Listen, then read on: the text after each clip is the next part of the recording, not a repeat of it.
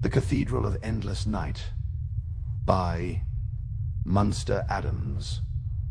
The night lay heavy within the cathedral's arched hollows, filling every shadowed crevice with a darkness that pulsed, as though it possessed a life all its own.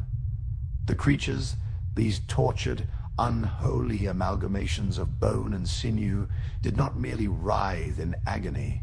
They moved with a languid rhythm, each tortured shift of their forms echoing with the dark allure of forbidden pleasures. Tendrils, slick and glistening, wove between ribs and skulls, caressing hollowed eye sockets and empty jaws in an obscene mimicry of intimacy, as if each vile appendage yearned to know every crack, every fissure of the prisoners they held. Their mouths hung open, frozen in screams that had long since become silent hymns to suffering. And yet there was an undeniable rapture in their expressions, a grotesque ecstasy that shimmered beneath the moon's pallid light.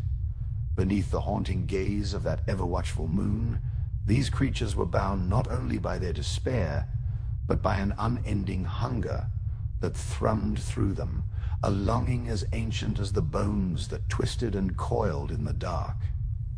They reached out with elongated fingers, tipped in sharpened bone, towards each other, their touch both tender and cruel, seeking connection in their eternal damnation. The air grew thick with a palpable tension, as though some unseen force held its breath, watching these beings descend deeper into the chasm of their grotesque communion. In this realm of endless night, desire and torment were inseparable, twinned in a union as old as darkness itself, a union that transcended mere flesh and bone to claw at the very essence of the soul. In the shadows beyond, where light dared not intrude, new horrors slumbered, waiting. Pale, bulbous eyes blinked open, floating like malignant stars in the darkness, watching, hungry. One creature, larger than the rest, with a maw stretched wide enough to swallow a man whole, let out a sigh that resonated through the cathedral. It began to crawl forward, dragging its massive body across the stone floor, leaving trails of viscous ichor that glistened in the moon's ghostly glow. The other creatures turned towards it, their bodies shuddering in anticipation, as though they too could feel the approaching culmination of this sinister ritual. And there, amidst the twisted architecture of bones and decay, where the very walls seemed to pulsate with a life of their own, they began a ritual older than the stones beneath them. Hands, twisted and claw-like, reached out to seize, to rend, intertwined in macabre embrace. Flesh met bone, cold met heat, in a mingling of sensations both horrific and exalted. Here, in this place where light had long been forsaken, every act, every touch was a blasphemy, a defiance of the natural order.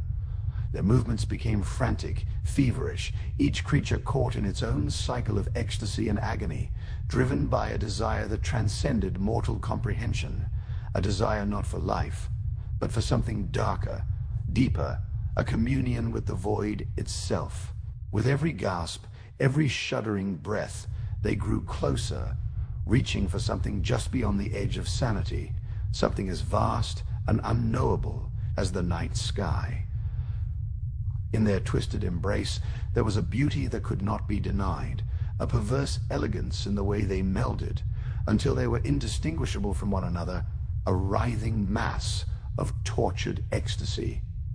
It was as if they sought to merge, to consume one another, to become something greater, a single, unified being of suffering and desire, one that might finally break free of the mortal coil and ascend to a realm of pure, unbridled darkness. But as the moon bore silent witness to their dark communion, something shifted in the air, a whispering of promises unspoken, an invitation to the abyss. And in that moment, they understood. These creatures of shadow and bone, that the true hunger, the true lust, was not for flesh or touch, but for the sweet, terrible oblivion that lay beyond all sensation.